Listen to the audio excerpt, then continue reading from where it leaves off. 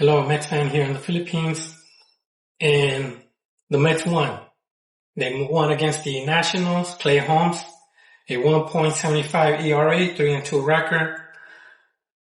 I said it before, we only have three decent quality starters or good starters with Clay Holmes, Nolan McLean, and Freddie Peralta. We just need to fix the other two and also score. Which we scored 8 runs and we got a shutout. This is my view on the win. And Clay Holmes, 6 innings, 3 hits, 6 strikeouts. But what else did I see is we put Tobias Myers as a long relief, 2 innings. And then Kimbrel. Why do I think we put Tobias Myers over Shamanaya or other pitchers that we already had a lead? And in my view is Carlos Mendoza's job is on the line. Right now, it's all good players on there, no matter what. I believe if we lose one of the next 2 or 3 series, he's gone. I was looking at the Phillies, Dombrowski, when they interviewed him, they said that you talked to Joey Cora. He said yes. He was trying to get him.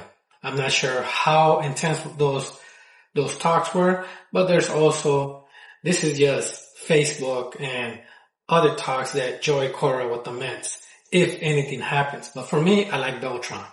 If anything happens, like I said, I hope we win. By the way, last year we were, I think, 19-9 when we were facing the Nationals. At the beginning of the series, we were 9-19. Now we're 10-19. Last place, not only last place in the National League East, not only last place in the National League, but the worst record in baseball with the Phillies. And this is my view. We could turn it around. Juan Soto also said we could turn it around. Bo Bichete is batting over 300. What do I like about this lineup? Like I said, I do like Francisco Alvarez, even though he went 0 for 4. I like the 1-2 punch of Bichete and Soto at the beginning. Melendez, he looks like Winker to me, but he's actually not in the injured. At the beginning he was. Then Vientos is an iffy batter. Beatty been struggling. Simeon and Bench, and all these players from Vientos, Beatty, Simeon, Bench, and Mauricio, they all score a run. Mauricio batting 278, OPS 556. I like him. I really like him. Also, AJ Ewing, I know I'm jumping off topics. He played his first game in AAA with a triple. Once again, I like him. Carson Bench, I'm rooting for him. 195 average, but I still think AJ Ewing is a better pitcher. And the rotation for this, let me check again. I know Christian Scott is pitching one game. I believe that Kodai Senga went in the injury list. Tomorrow is Freddie Peralta, which is good news.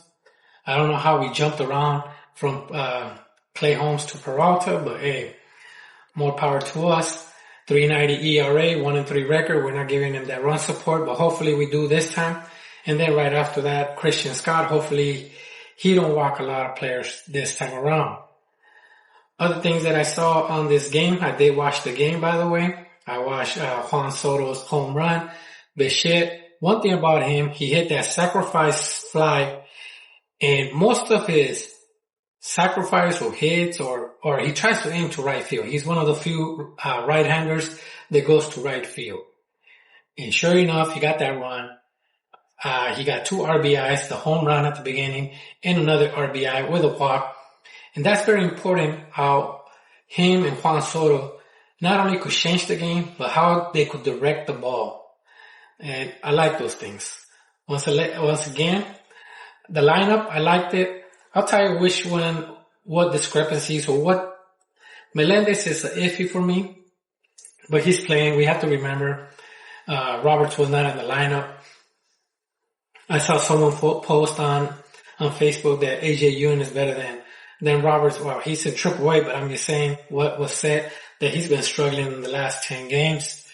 I do like read comments on other posts from other people. I don't get posts, but I read other Facebook and so on their point of views, and I take them with a grain of salt, or I just see what I say. Okay, I like that. I'll take it. But overall, we're doing good. Simeon, 214 average, no hits.